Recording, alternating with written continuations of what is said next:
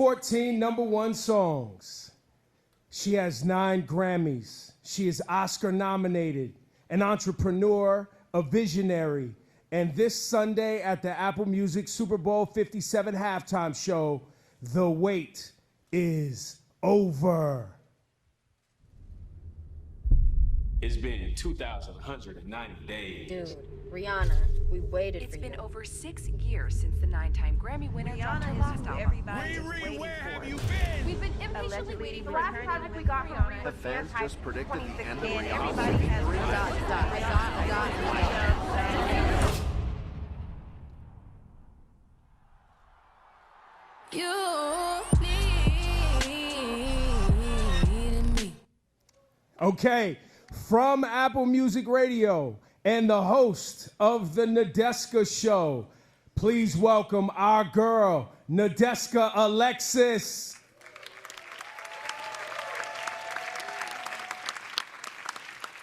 Good morning, and thank you all so much for joining us here today. For the past few years, I've watched this press conference from home on the couch in my pajamas, so it's really nice to be here with you all in person. At Apple Music, we are very, very passionate about celebrating and supporting artists and about having meaningful conversations around music. So we are thrilled to be joining the NFL and Rock Nation to bring the Apple Music Super Bowl 57 halftime show to life. And of course, to see an icon make her long-awaited return to the stage. Today, we get to hear what this moment means to her directly from her. So please join me in welcoming Rihanna.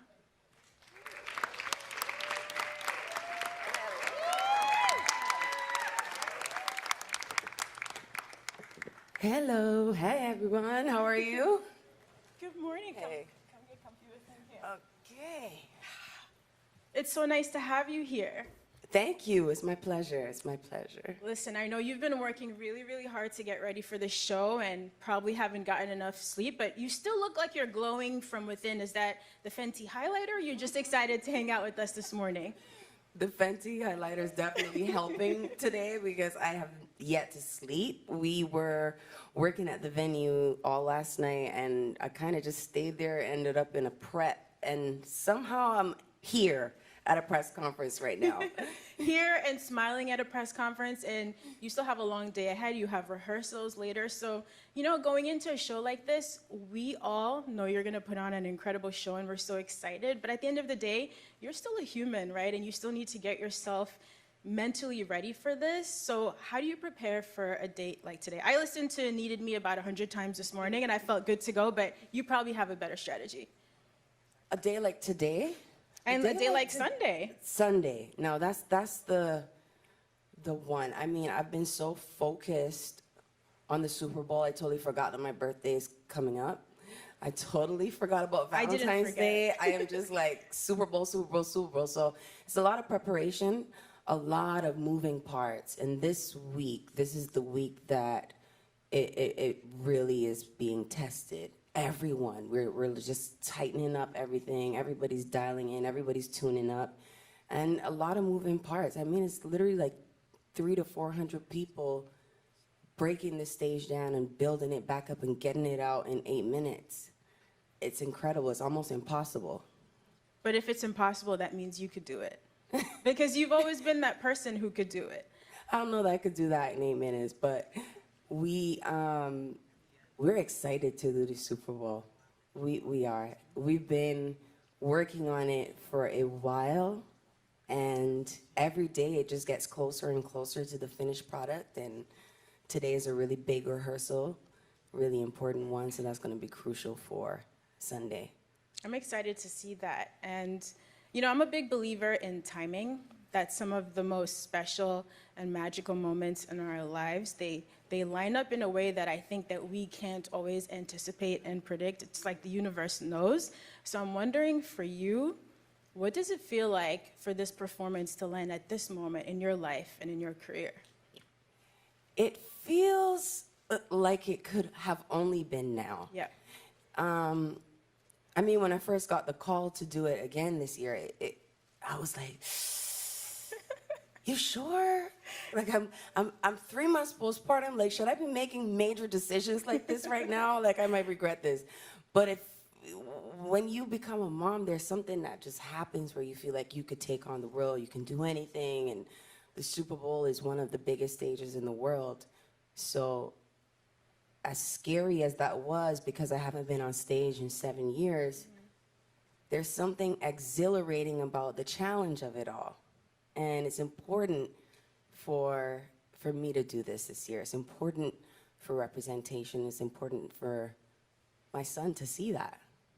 It is. You make taking on a new challenge look easy. And I know that it isn't, because again, you are a human being, but you've always seemed so brave and, you know, like one to take risks. And I actually want to share something with you, because I think it's important for you to take a minute to reflect, which you probably haven't been able to do because you're so busy. So for anyone who doesn't know, a couple years ago, Rihanna released this beautiful coffee table book, and you got to take a journey through her life. And my favorite part was an excerpt. It was from, I think, her grade school report card.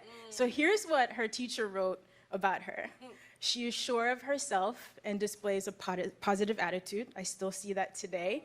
She's friendly. She takes a leading role in group activities. She expresses her ideas clearly and intelligently, and she's very relaxed in acting out ideas. We have seen you evolve over the years, from your first album to becoming a mom and a businesswoman and a music powerhouse, but you still very much seem like that little girl in that report card.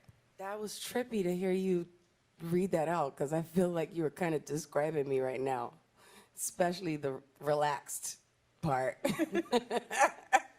That's a Caribbean thing. It really is. Yeah, it seems like your values haven't changed over time, although you've obviously grown in a lot of other ways. It's true. It's true. A lot of my core values have never left me. A lot of the lessons I've learned in my earliest years, I have never forgotten. And I carry them throughout my life and my career. Your work ethic is definitely one of those things. Thank you. You are immensely talented, but it takes a special kind of person to put in the work that you've done over the years, and I think we're going to see that displayed, you know, at the Apple Music halftime show on Sunday. So tell me what it was like actually putting this show together, starting with the set list. You went on this incredible run, I think, from your first album up until Unapologetics, where it seems like you never took a break, you never took some time off. So now that you're a few years removed from all of those songs, what was it like revisiting those to build a set list? The set list was the biggest challenge. That was the hardest part. Deciding how to maximize 13 minutes, but also celebrate. That's what this show is going to be. It's going to be a celebration of my catalog in the best way that we could have put it together. And you only have 13 minutes. That's the challenge. So you're trying to cram 17 years of work into 13 minutes. So it's difficult. But some songs we had to lose because of that, and that's going to be okay. But I think we did a pretty good job at narrowing it down. Was there trial and error? You know, as you started rehearsals, were you running through set lists and tweaking, realizing this didn't work in this moment? Oh, yeah. Oh, my God. There are probably about 39 versions of the set list right now. Wow. Yeah. I think we're on to our 39th. I mean, every little change counts. Whether I want like a guitar cut out, something muted, something added, or just put in a whole new song, or take out a whole song. Like, every time I make a change, something has to be updated, and that's a new version. Well, like you mentioned earlier, there are a lot of moving parts to the show, a lot of people involved, but another thing I've always admired about you, it seems like you know the right moment to step in and take control. And I think that's challenging for women. We're always nervous sometimes, me personally, of coming off too controlling or too bossy, but sometimes you know in your gut what the right thing is for you. So how much have you been really getting into all of the details of putting the show together? I'm definitely not one that's worried about coming off too bossy. I've been bossy all my life. Ever since I was a little girl, I promise you this. Like, hell of annoying too. But I know some people get irritated, but it's writing on me, There are a lot of people who are a part of this show, and a huge part of the reason why this show is going to be as incredible as it is. And I couldn't have done it without them. But you know what? At the end of the day, if it flops or it flies, my name has to stand by that. And so I really get involved with every aspect of anything that I do, whether it's the Super Bowl, whether it's a makeup product, whether it's Savage lingerie, like whatever I do, I'm that annoying girl who's gonna talk about everything. I wanna see the copy on the website. I wanna name every lipstick that I make. Like I care about it. I love it. I love it. I really do. It all goes back to that little girl. I'm telling Yeah. you from the report card. Little bossy big head It's girl. really amazing. Bossy in the Still best way here. possible. And so another thing that goes into such a big performance in such a limited time is the physical stamina. Exhaustion is a real thing, right? But then that's something that you have to deal with, and your breath control and dancing on stage and all of that. Especially postpartum, I couldn't do it. Last year after I had my baby, it took me months to wear regular pants again. This is one of those few occasions. So what has it been like physically getting yourself ready for this? The physical challenge has definitely been immense for many reasons, of course. But I haven't done this in a minute. That was first things first. So you're just running around for 13 minutes trying to put like a 2-hour set in 13 minutes, and you're gonna see on Sunday. From the time it starts, it just never ends, and until it's like the very last second. And now I'm saying too much, but it's a jam-packed show, and it takes a toll on your body. It does. You got this, girl. Thank you. And you know, I'm not Thank going to press you to reveal any details. I know we want to keep that under wraps because you've been working so hard. But look, as a Caribbean woman coming from a tiny island like Grenada, you've always made me feel so represented. I've always loved seeing you back home in Barbados at Crop Over. So I'm wondering if you're hoping to incorporate any elements of Caribbean culture in the performance. I mean, that's a big part of why this is important for me to do this show. Representation, representing for immigrants, representing for my country, Barbados, representing for Black women everywhere. I think that's really important. That's key for people to see the possibilities. And I'm honored to be here. I'm honored to be doing this year. I can't wait to see it, and we're so excited to have you back in music. You know, of course we've missed you, but you have a whole human being now to take care of, and I know it sounds like for you, work-life balance was not necessarily a thing because you always considered those the same, but is that different now having a child plus work? Yes, it's very different. The balance is almost impossible because no matter how you look at it, work is always something that's going to rob you of time with your child. That's the currency now, and that's where it goes. The magnitude of how much it weighs. When you make decisions on what you're going to say yes to, it has to be worth it. Mm-hmm. And this is definitely a moment that's worth it for you, right? me, like for you, sure. what is the cultural significance for you of performing at the Super Bowl halftime show? I mean, it's a long way from home, right? Yes. It's a long way from home. It's a beautiful journey that I'm on, and I could have never guessed that I would have made it here. So it's a celebration of that. I'm excited to do that, and I'm really excited to have Barbados on the Super Bowl stage. It's a big moment for the whole Caribbean. Look, you have been a global superstar for a long time, but I need to say right now on the record, Caribbean women, we claim you as ours. That's okay. You better.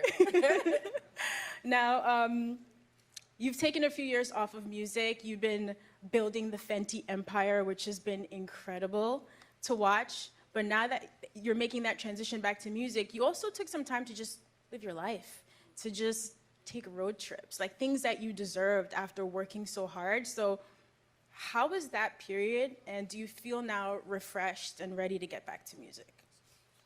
The pandemic kind of, in a weird way, forced me to slow down. Mm-hmm. And then when you have all these boundaries and restraints and rules, and you have to stay home. You kind of get creative with ways to stay entertained in a way. And road tripping was one of those things that I've always loved. I just usually road trip while I'm on tour. That's That the road doesn't trip. count, though. I know. So I got to like feel the things I love about tour without having the commitment of the show every single day. It was just nice to appreciate that time. I really enjoyed it, actually. You deserved it. You seem like a workaholic, so I think you deserve some time off. And look, I'm not asking any questions about when music is dropping. I don't want any problems with you or with the Navy. But, you know, a couple years ago, you said that you were working on a project that would be reggae inspired. Those are your roots. And then also a project that would just kind of capture where you're going forward in this next chapter of your life. And when I talk about this with my friends, we would take anything. A classical album from Rihanna would also be fire. So I was wondering if you could just tell us a little bit about this chapter and how you're feeling musically in general. Musically, I'm feeling open. I'm feeling open to exploring, discovering, creating things that are new, things that are different, things that are off, weird, might not ever like make sense to my fans, you know, the people that know the music that I put out, that I just want to play. I want to have fun. I want to have fun with music. You should have fun with the music and have fun on that Super Bowl stage on Sunday. You put in all of the work. You're ready. This is in your bones. And Thank now it's you. just important for you to go out and have a good time. So promise me that you'll have fun. I got you, girl. I promise. That's one of my main things. I promised myself that I would have fun. All right. That's great. And now, if it's cool with you, some of your young fans have some questions for you. If you're cool to answer those. Of course. All right. Let's do it. So the first question is from Phoenix Children's. Hi, Lisa. I'm from Phoenix Children's Hospital, and I love dancing and playing golf. I also love your makeup. It's so good. Thank you. And my question to you is, what was your favorite album to record? Ooh.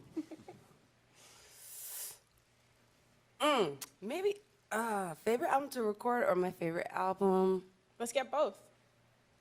Okay, I really enjoyed recording Loud and Diamonds. I was on the road for both of those albums when I created them. I was touring one album, making the next, and then I came back and toured that album and made the next. And then Anti was the first time that I took my time making an album while not being on tour. And that frustrated my fans a bit, and here I am doing it again to them. But Anti, for sure, top favorite album I've ever made. A great album. Thank you, Anissa. Thank you. And we have one more question from NFL Play 60 Super Kid. Hi, I'm Julia. My question. Hello. And my question is, when you first started pursuing music, what was the most important thing you learned in order to succeed in the industry? To stay humble. Stay humble, because if not, this industry will humble you one way or the other. And, you know, my humility came from my childhood, growing up in the Caribbean, and growing up in my household with my mom. She's a very humble woman. Her mom was a very humble woman. And I've never lost sight of that. That's very important to me. I often fear the pedestal that the world can put you on, and I always want to feel my feet on the ground. That makes me feel safe.